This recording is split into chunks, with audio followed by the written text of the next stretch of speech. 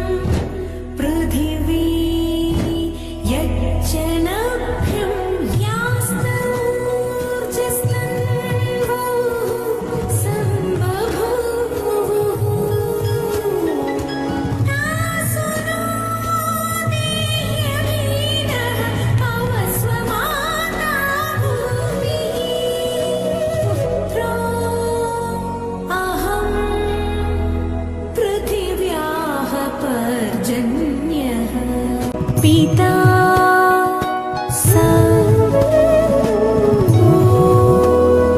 नः पिबर्तु प प प प ग प प रि प प सा